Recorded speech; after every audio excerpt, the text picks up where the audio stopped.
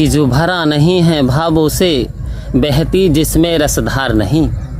जो भरा नहीं है भावों से बहती जिसमें रसधार नहीं, वो हृदय नहीं वो पत्थर है जिसे ईश्वर से प्यार नहीं, जिसे ईश्वर से प्यार नहीं। आओ संत महात्माओं कह रहे इंसान के लिए भी वो जीता जाता, यानी जड़ बता दिया, वो चेतन नहीं हुआ।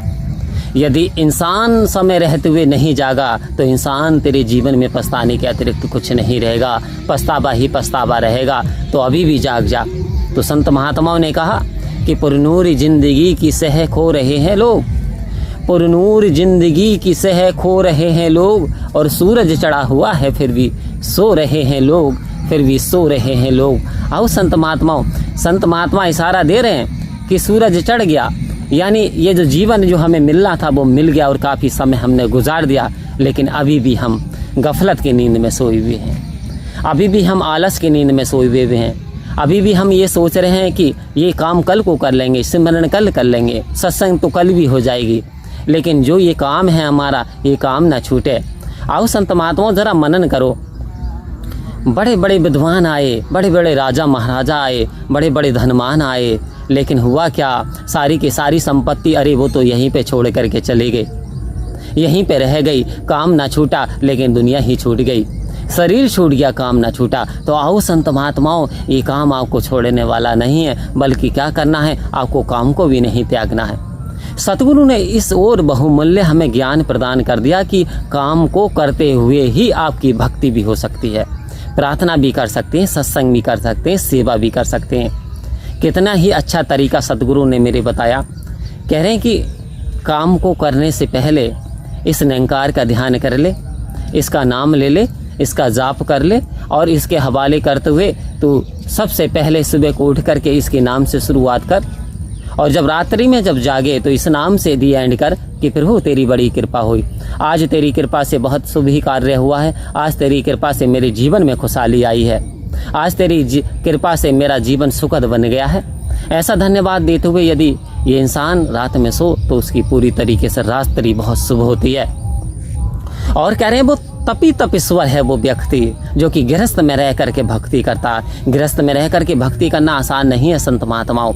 एक तरफ परिवार का पालन पोषण करना होता है, दूसरी तरफ इस निरंकार का ध्यान सिमरण करना होता है। तो वो भक्त धन्य हैं जो कि यानी आप गृहस्थ आश्रम में रह रहे हैं, क्योंकि गृहस्थ आश्रम को सबसे बड़ा आश्रम बता दिया, वेद शास्त्र भी बता रहे हैं। तो आओ संत महात्माओं, कह रहे हैं कि काम को करना है, लेकिन काम शरीर करेगा, मन नहीं करेगा। मन में काम को नहीं बसाना है। जिस प्रकार से पानी के अंदर कश्ती तो चलेगी, आओ संत महात्माओं, कश्ती का चलना जरूरी है, पानी के अंदर लाजमी है, हर हाल में कश्ती चलेगी, क्योंकि बिना कश्ती के यानी वो जो यात्री हैं पार नहीं हो सकते।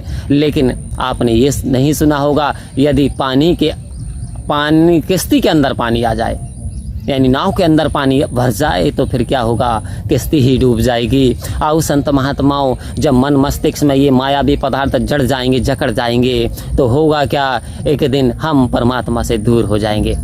और उस दिन समझ लेना जिस दिन हम परमात्मा का चिंतन नहीं करते, भक्ति नहीं करते, इबादत नहीं करते, प्रार्थना नहीं करते, हम परमात्मा से दूर होते चले जा रहे हैं। हमारे ऊपर भिन्न भिन्न प्रकार की बीमारियां हावी हो जाएंगी। आप सेवा सत्संग स्मरण छोड़ देते हैं, होता क्या है, तकलीफें जकड़े लेती हैं। आओ संत महात्माओं, कृपा करो, दया करो। सुख शांति का सच्चा सागर तो ये परमात्मा है। यदि हमने सागर को आनंद की छोड़ दिया तो फिर तो हमारे जीवन में आनंद कहाँ रह जाएगा। तो ये परमानंद है, परमपिता परमात्मा, इसने हम पे कृपा की, जो अपनी जानकारी प्रदान कर दी, वरना लाखों करोड़ों संत महात्मा इसे प्राप्त करना चाहते हैं। कोई जल में खड़ा है, कोई वन में खड़ा है, कोई तप रहा है, कोई अग्नि के बीच में प्रकट में यानी जल रहा है, तप रहा है प्राप्ति करने की परमात्मा की। लेकिन एक बात कबीरदास जी ने चेतन करने के लिए कर दी कि पानी पींच मीन प्यासी मोहे सुन सुनावे हंसी। यदि कोई ये कहे कि पानी के अंदर मछली प्यासी रहती है तो फिर हंसने के अतिरिक्त कुछ नहीं रहेगा। तो संत महात्माओं, आओ संत महात्माओं, हम परमपिता परमात्मा के अंदर हैं, चाहे वो और हमारे परमात्मा हैं। और यदि हम ये कहें कि हमें परमात्मा की प्राप्ति नहीं हो पाई, परमात्मा हमसे दूर है, तो हम बहुत ही अभाग्यशाली हैं, हम बहुत ही बदकिस्मत हैं यदि परमात्मा की शरण पाकर के भी इस निरंकार परमात्मा की जानकारी हासिल नहीं कर पाए। तो आज समय की सदगुरु माता सुदीक्षा जी महाराज ने यह असीम कृपा प्रदान की है कि साहिब मुझे ही देख लो, कि साहिब मुझे ही देख लो, हीरा बना दिया मुझे कौन पूछता था तेरी बंदगी से पहले, अरे एक बुझा सा दिया था तेरी रोशनी से पहले, तेरी रोशनी से पहले।